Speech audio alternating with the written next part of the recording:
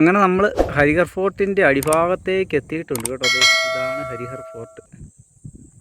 അപ്പോൾ അങ്ങോട്ടുള്ള ക്ലൈമ്പിംഗ് ആണ് നാളെ നമുക്ക് നടത്തേണ്ടത്. അതിൻ്റെ മുകളിലൊക്കെ ഓരോ ക്ഷേത്രമൊക്കെ കാണാൻ പറ്റും. അപ്പോൾ അതിൻ്റെ മുകളിലേക്കുള്ള യാത്രയാണ് നാളെ നമ്മൾ നടത്താൻ പോകുന്നത്. അപ്പോൾ സൂര്യനൊക്കെ അസ്തമിക്കാറായി. അതിനു മുമ്പ് തന്നെ താഴെയുള്ള ഗ്രാമത്തിലെത്തണം. ഇതിൻ്റെ തൊട്ട് താഴെയാണ് ഗ്രാമം. അപ്പോൾ സൈക്കിളിനൊക്കെ ഇച്ചിരി പണികളൊക്കെ ആയിട്ടുണ്ട്. കാരണം തീരെ ബുദ്ധിമുട്ടുള്ള റോഡിലൂടെയാണ് നമ്മൾ യാത്ര ചെയ്യുന്നത്. ഇതെല്ലാം വനമേഖലയാണ്. താഴെ ഒരു ഗ്രാമമുണ്ട്. ആ ഗ്രാമത്തിലേക്കാണ് ഞാൻ പോകുന്നത്. ഈ ലൈൻ കമ്പി പിടിച്ചു പോയ ഗ്രാമത്തിലോട്ടെത്താം. അപ്പോൾ ശരി, ഈ ഗ്രാമത്തിലെ താമസിച്ചിട്ട് നാളെ രാവിലെ ഹരിഹറിലോട്ട് കയറാമെന്നാണ് വിചാരിക്കുന്നത്. അപ്പോൾ ശരി, നമ്മുടെ യാത്ര തുടരുകയാണ്. അങ്ങനെ നമ്മുടെ വളരെ നാളത്തെ ആഗ്രഹം നാളെ സാധിക്കാൻ പോവുകയാണ്. കാണുന്നതാണ് നമ്മുടെ ഹരിഹർ ഫോർട്ട്. ഇവിടുന്ന് ട്രക്കിംഗ് ആരംഭിച്ച് ആ താഴെയുള്ള വഴിയെ പോയി ഇങ്ങനെ പോയി കറങ്ങി ആ മുകളിലേക്കാണ് നമുക്ക് കയറി പോകേണ്ടത്. അപ്പോൾ ഒരുപാട് നാളത്തെ ആഗ്രഹം സാധിക്കാൻ പോവുകയാണ്. അതിൻ്റെ ഒരു സന്തോഷത്തിലാണ് ഞാൻ. കുഞ്ഞി സൈക്കിളും എല്ലാം ഇവിടെയുണ്ട്. ഇവിടെ വന്നപ്പോൾ ഇവരോട് ചോദിച്ചപ്പോൾ പറഞ്ഞു ഒരു കുഴപ്പമില്ല, ഇവിടെ കിടക്കാം. ഇത് ഹോട്ടലാണ്, അപ്പോൾ ഇവിടെ ഭക്ഷണം കിട്ടും, അപ്പോൾ ഭക്ഷണം തരാമെന്ന് പറഞ്ഞു. അപ്പോൾ നാളെ രാവിലെ നമ്മൾ ആ വലിയ കോട്ടയുടെ മുകളിലേക്ക് പോവുകയാണ്. വലിയ സന്തോഷമുണ്ട്. ഒരുപാട് നാളത്തെ ആഗ്രഹം അങ്ങനെ ഒന്നുകൂടെ സാധിക്കുകയാണ്. ദൂദ്സാഗറും അങ്ങനെ ഒരുപാട് സ്ഥലങ്ങൾ നമ്മൾ സന്ദർശിച്ചതെല്ലാം ജീവിതത്തിലെ ഓരോരോ ഭാഗ്യങ്ങളായിട്ട് ഞാൻ കാണുകയാണ്. അപ്പോഴത്തെ ഈ ചെറിയ ഗ്രാമത്തിൽ നമ്മൾ ഇന്ന് അന്തി ഉറങ്ങുവാണ്. അപ്പോഴത്തെ രാത്രിയായി. കറണ്ടില്ല കേട്ടോ, അതാണ് ഇവിടുത്തെ അവസ്ഥ. കറണ്ടില്ലാത്ത അവസ്ഥയാണ്. ചില വീടുകളിലൊക്കെ സോളാറുണ്ട്. സോളാർ പാനൽ വെച്ചിട്ട് ലൈറ്റ് കളിച്ചിരിക്കുന്നതാണ്, ബാറ്ററി വെച്ച്. പിന്നത്തെ അവിടെ ഒരു വീട്ടിലുമുണ്ട് സോളാർ പാനൽ വെച്ച് ലൈറ്റ് കളിക്കുന്നത്. അങ്ങനെ കറണ്ടില്ലാത്തതിൻ്റെ ഒരു ബുദ്ധിമുട്ടിൽ എല്ലാവരും ഇരിക്കുമ്പോൾ ഇവിടെ എല്ലാവരും ഇവിടെ തീ കാഞ്ഞിരിക്കുകയാണ്. നല്ല തണുപ്പാണ് കേട്ടോ. ചാച്ചയും പിള്ളേരും ഒക്കെ തീ കാഞ്ഞിരിക്കുകയാണ്.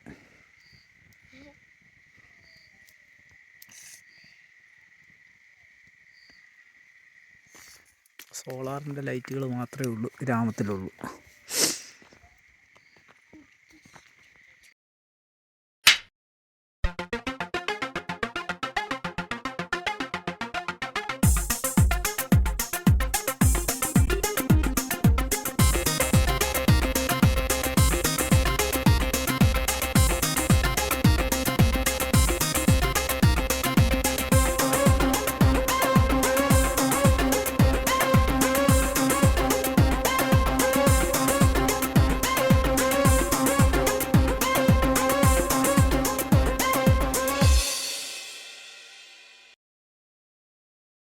അപ്പോഴത്തെ നമ്മൾ ഇവിടുന്ന് യാത്ര തുടങ്ങിയിട്ടുണ്ട്. അപ്പോൾ കഴിഞ്ഞ ഇതിന് പൊട്ടി വീണ ഒക്കെ കല്ലാണിത്. അപ്പോൾ അതിൻ്റെ ഇടയിൽ കൂടെ നമ്മളിങ്ങനെ പതിയെ പോവുകയാണ്. ഹരിഹർ ഫോർട്ട് എന്ന സ്വപ്നത്തിലേക്ക് നമ്മൾ കയറാൻ പോവുകയാണ്. അപ്പോൾ ഒരു ചെറിയ വാട്ടർ ക്രോസിംഗ് ഒക്കെ കഴിഞ്ഞ് നമ്മൾ മുകളിലോട്ട് കയറി. ഇത് ഇവിടെ ഒരു തടാകമാണ്. അതുപോലെ തന്നെ ഇതിൻ്റെ താഴെയും ഒരു തടാകമാണ്. ഈ വെള്ളം ഒഴുകി പോകുന്നിടം മറ്റൊരു തടാകമാണ്. അപ്പോൾ വേനൽക്കാലത്തൊക്കെ ഇവർ ഈ വെള്ളം എടുത്താണ് മോട്ടോർ വെച്ചിട്ട് കൃഷി ചെയ്യുന്നതെന്നാണ് പറഞ്ഞത്. എൻ്റെ ഇതും ഒരു തടാകമാണ് കേട്ടോ. അങ്ങോട്ടാണ് ഈ വെള്ളം ഒഴുകി ചെന്ന് വീഴുന്നത്.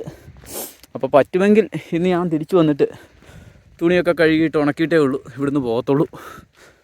അപ്പോൾ ഇപ്പോൾ ചൂട് കയറിയിട്ടുണ്ട്. 10 മണിയൊക്കെ ആയി. ഹരിഹർ ഫോർട്ട് എന്ന സ്വപ്നം ആ മുകളിൽ കാണുന്നതാണ്. അപ്പോൾ നമ്മൾ പതിയെ മുന്നോട്ട് പോവുകയാണ്. ഒരുപാട് വഴികളുണ്ട്, ഏത് വഴിയാണെന്നൊന്നും ഒരു പിടുത്തവും ഇല്ല. ഏതായാലും രണ്ടും കൽപ്പിച്ച് പോവുകയാണ്. ഇതിലെ ബൈക്ക് പോകുന്നത് ഈ ഇതിനെ ചുറ്റിക്കറങ്ങിയാണ്. പക്ഷേ നമ്മളിങ്ങനെ ഷോട്ടിങ് കയറി. രാവിലെ കുറച്ച് മലയാളികളൊക്കെ പോകുന്നത് നമ്മൾ കണ്ടിരുന്നു. അപ്പോൾ അവരെയൊക്കെ ഇടയ്ക്ക് വെച്ച് കിട്ടും എന്നുള്ള പ്രതീക്ഷയാണ് പോകുന്നത്. അവരാണ് ആദ്യമേ പോയത്, വലിയ പാട്ടൊക്കെ വെച്ചാണ് പോയത്. അപ്പോൾ അവർ തിരിച്ചു വരുമ്പോൾ നമുക്ക് മുകളിലേക്ക് പോകാമെന്നാണ് വിചാരിക്കുന്നത്. അപ്പോൾ ഞാൻ പതിയെ ഹരിഹർ ഫോർട്ട് എന്ന സ്വപ്നത്തിലേക്ക് കയറുകയാണ്. ഇവിടെ നിന്നുള്ള കാഴ്ച കണ്ട എത്ര മനോഹരമാണെന്ന് നോക്കി. മനോഹരമായ കാഴ്ചകളാണ് നമുക്ക് കിട്ടുന്നത്. അപ്പോൾ ഘാട്ടിൻ്റെ എൻട്രൻസ് ആണിത്. എൻട്രൻസിന് ഇവിടെയുള്ള സ്വാഭാവികമായിട്ട് ആവാസ വ്യവസ്ഥയിൽ ജീവിക്കുന്ന ജീവികളുടെ ഒരു ശില്പങ്ങളാണ് നിർമ്മിച്ചു വച്ചിരിക്കുന്നത്. അതിൽ പ്രധാനിയാണ് ഈ പുള്ളിപ്പുലി. ഇവിടെ ധാരാളമുണ്ട്. കുറച്ചൊക്കെ ഉള്ളൂ, ധാരാളം എന്ന് പറഞ്ഞാൽ ഒരുപാടില്ല. അവരൊക്കെ ഇതിലെ ഇറങ്ങി നടക്കുന്നതാണ്. ഇന്ന് ഒരു ബുധനാഴ്ചയാണ്, അതുകൊണ്ട് വലിയ തിരക്കില്ല. കുറച്ച് പേരേ ഉള്ളൂ. 5-8 വണ്ടികളെ വന്നിട്ടുള്ളൂ. കയറാൻ പറ്റാത്ത ആളുകളൊക്കെ താഴെ ഇരിക്കുന്നത് കണ്ടായിരുന്നു. അപ്പം നമ്മൾ പതിയെ മുൻപോട്ട് പോവുകയാണ്. 30-40 വീടുകളുള്ള ചെറിയ ഗ്രാമങ്ങൾ. ആ ഗ്രാമങ്ങളിലൊക്കെ കൃഷിയാണ് പ്രധാന തൊഴിൽ. അതുകൂടാതെ ഇവിടുന്ന് വെളിയിൽ പോയി, അതായത് നാസിക്കിലൊക്കെ പോയി ജോലി ചെയ്യുന്ന ആളുകളാണ് കൂടുതലും. അപ്പം ഞാൻ ഒറ്റയ്ക്കുള്ള യാത്രയാണ്. ഇപ്പോൾ ഇതുവരെ മറ്റാരും എൻ്റെ മുൻപിലോ പുറകിലോ ഒന്നും പോയി കണ്ടില്ല. അപ്പോൾ പതിയെ ഈ കയറ്റങ്ങളൊക്കെ കയറി നമ്മൾ ഹരിഹർ ഫോർട്ടിലോട്ട് നീങ്ങുകയാണ്. കാലികളൊക്കെ പോകുന്ന വഴിയാണ് കേട്ടോ.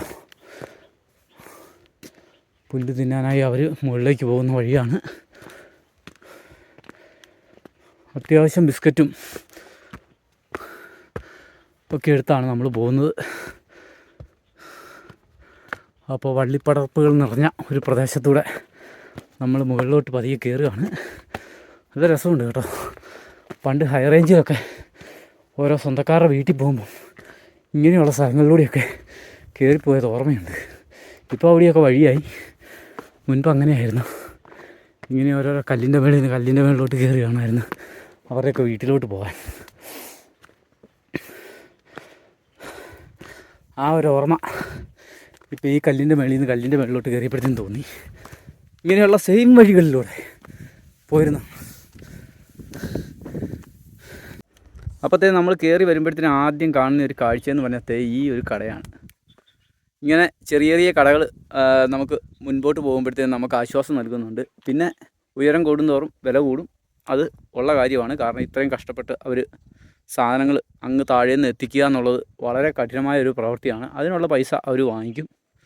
അപ്പോൾ നമ്മൾ വന്ന വഴിയാണ് ആ കാണുന്നത്. നമ്മൾ ആ ഗ്രാമത്തിൽ നിന്നാണ് സ്റ്റാർട്ട് ചെയ്തത്. ആ പാർക്കിംഗ് ഗ്രൗണ്ടിൽ നിന്നാണ് നമ്മൾ പോകുന്നത്. ആ വണ്ടി കിടക്കുന്ന സ്ഥലത്തു നിന്നാണ് അവിടെയാണ് കുഞ്ഞിനെ വെച്ചിരിക്കുന്നത്. അപ്പോൾ മുകളിൽ പുലിയുടെയൊക്കെ പുള്ളിപ്പുലിയുടെയൊക്കെ ഒരു പ്രശ്നമുള്ളതുകൊണ്ടാണ് കുഞ്ഞിനെ കൂട്ടാഞ്ഞത്. കുഞ്ഞിനെയും കൂട്ടി മുകളിലോട്ട് പോകുന്നതിന് പ്രശ്നമൊന്നുമില്ലെന്ന് അവരുത്തുകാർ പറഞ്ഞായിരുന്നു.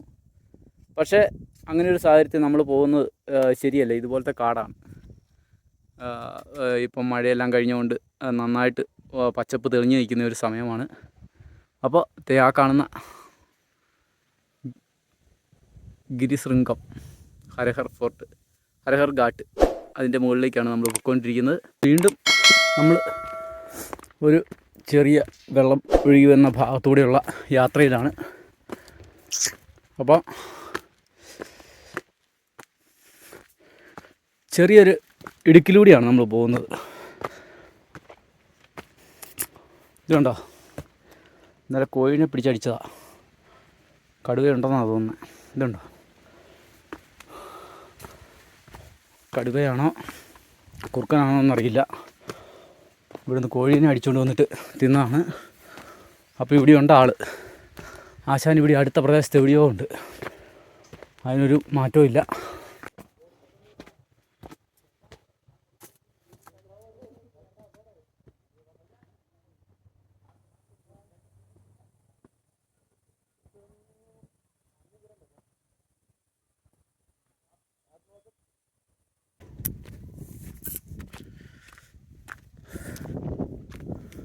അങ്ങനെ നമ്മൾ തെളിഞ്ഞ ഒരു പ്രദേശത്തോട്ട് എത്തിയിട്ടുണ്ട്.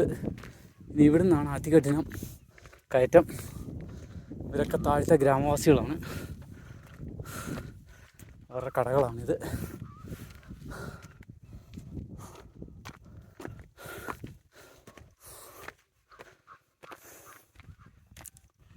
രാവിലെ കയറിപ്പോയവരൊക്കെ ഇറങ്ങി വരുന്നത് കാണാം. ഈ പുള്ളി തമിഴ്നാട്ടിൽ നിന്നുള്ളതാണ്. പുള്ളിയുടെ ബൈക്ക് വന്ന് അവിടെ ചോദിച്ചായിരുന്നു, അണ്ണാ തമിഴ് താനേ?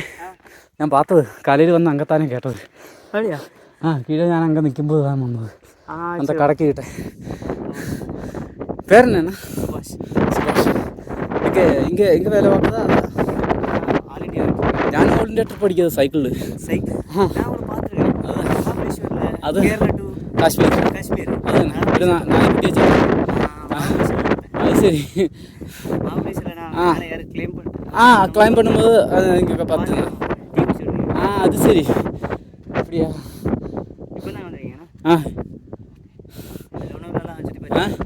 ലോണാവാല എല്ലാം പോയിട്ട് ലോണാവാല മുടിഞ്ഞിട്ട് ഇങ്കയും മുടിഞ്ഞിട്ട് ഇங்கே എന്താ ബ്രഹ്മഗിരി പിന്നെ അതുക്ക് മുന്നാടി ആഞ്ജനേയഗിരി ഒക്കെ പോയിട്ടോ നെക്സ്റ്റ്.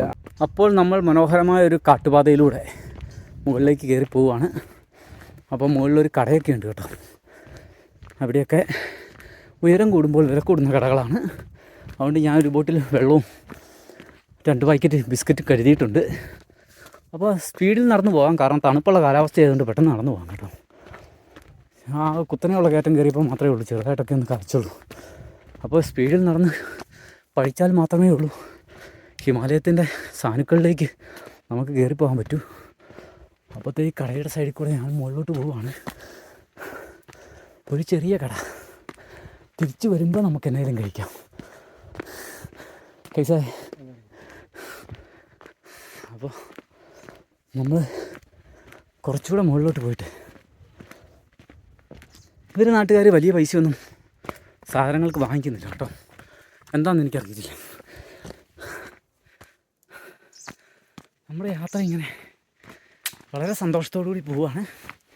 സന്തോഷം ഖനിക്കാൻ ഇല്ലിക്കുടുകൾക്കിടയിൽ നിന്നും ആരെങ്കിലും കയറി വന്നാലേ ഉള്ളൂ പ്രശ്നമുള്ളൂ. ആരും വരികയെന്നുള്ള പ്രതീക്ഷയിൽ നമുക്ക് പോകാമല്ലോ. 5-8 പേരുടെ ഗ്രൂപ്പാണ് സാധാരണ വരാറ്. നമ്മളങ്ങനെയല്ല, ഒറ്റയ്ക്കുള്ള ഗ്രൂപ്പ്. കുഞ്ഞിനെ കൊണ്ടുപോകാൻ ബുദ്ധിമുട്ടായതുകൊണ്ടാണ്. കാരണം കുഞ്ഞിനെയും കൂടി ഞാൻ ഇതിലെ കൊണ്ടുവരുവാണെങ്കിൽ എനിക്ക് ഏകദേശം 5 മണിക്കൂറേലും എടുക്കും മേളിൽ കയറി ഇറങ്ങി വരാൻ. അതുകൊണ്ടാണ് കേട്ടോ. അവളെ മറ്റു പ്രദേശങ്ങളൊക്കെ കാണിക്കുന്നുണ്ട്. എല്ലാവരും ഇറക്കി അവളെ കൊണ്ടിറക്കാൻ പറ്റുന്ന സ്ഥലങ്ങളൊക്കെ കാണിക്കാറുണ്ട്. അപ്പോൾ ഇങ്ങോട്ട് കയറി വന്നപ്പോൾ ഇങ്ങനെയൊരു പ്രശ്നമുള്ളതുകൊണ്ടാണ്. പിന്നെ ശനിയും ഞായറും മാത്രമേ ഉള്ളൂ ഫോറസ്റ്റുകാർ ഇവിടെ കാണത്തുള്ളൂ കേട്ടോ. അങ്ങനെയൊരു ഗുണമുണ്ട്. ഫോറസ്റ്റിൻ്റെ ആൾക്കാർ ശനിയും ഞായറും മാത്രമേ ഉള്ളൂ. പിന്നെ ഇങ്ങനത്തെ ചെറിയ ചെറിയ കടകളുണ്ട്. അവരൊക്കെയാണ് ഇവിടുത്തെ കച്ചവടങ്ങളും സ്ഥാപനങ്ങളും ഒക്കെ ആയിട്ടിരിക്കുന്നത്.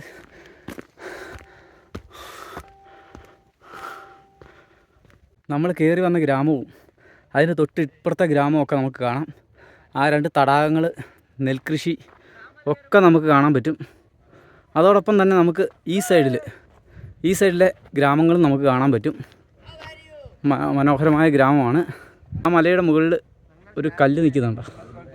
വലിയ കല്ലല്ല കേട്ടോ, വേറൊരു കല്ലാണ്. അതിൻ്റെ മുകളിലും പശുക്കളെയുമായിട്ട് പോകുന്ന ആളുകളെ കാണാൻ പറ്റും. അപ്പോൾ ശരി, നമ്മുടെ യാത്ര നേരെ മുകളിലേക്ക് ഹരിഗർ ഫോർട്ടിൻ്റെ ഉച്ചിയിലേക്ക് പോവുകയാണ്. അപ്പോൾ ഈ വഴിയെ കയറിപ്പോൾ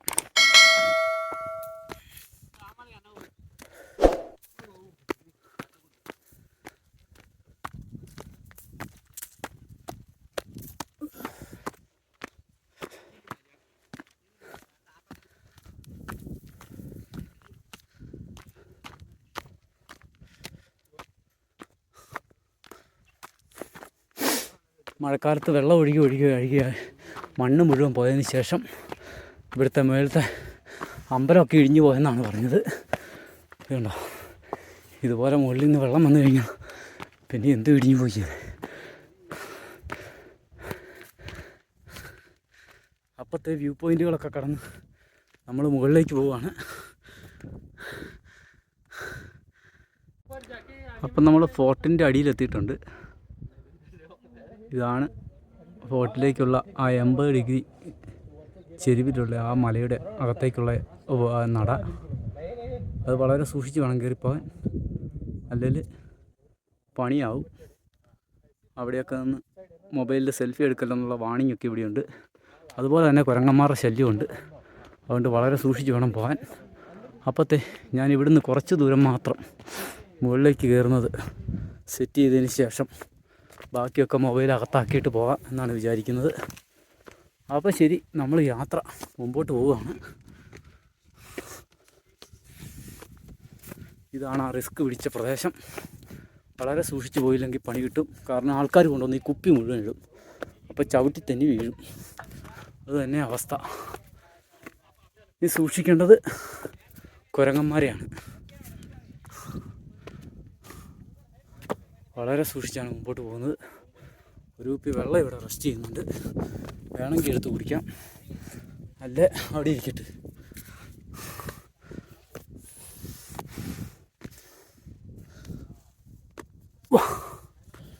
അങ്ങനെ മുകളിലെത്തിയിട്ടുണ്ട്. മുകളിലെത്തുമ്പോൾ നമ്മൾ തിരിഞ്ഞു നിന്ന് നോക്കുമ്പം കാണുന്നത് ചെയ്തുണ്ടോ, കുരങ്ങമ്മ നടക്കുന്നുണ്ട്. കുരമ്മയ്ക്ക് ഒരു പണിയില്ല, നമുക്കിട്ട് പണിയാൻ വേണ്ടി നടക്കുക. അപ്പോൾ ശരി, നോക്കി നിൽക്കണം, അല്ലെങ്കിൽ അവന്മാർ കൊണ്ടുപോകും. നമ്മളെയും കൊണ്ടുപോകും, നമ്മുടെ മൊബൈലും കൊണ്ടുപോകും. അപ്പോഴത്തെ നേരെ ആ ചുവട്ടിലെത്തിയിട്ടുണ്ട് കേട്ടോ. ഈ കരിങ്കല്ല് കയറി വേണം പോകാൻ. പിടിച്ച് പതിയെ മുകളിലെത്തിയിട്ട് വേണം നമുക്ക് ബാക്കി കാണാൻ. ഇവിടെ കുരങ്ങന്മാരുടെ ശല്യമുള്ളതുകൊണ്ട് മൊബൈൽ പതിയെ ബാഗിൻ്റെ അകത്താക്കുകയാണ്.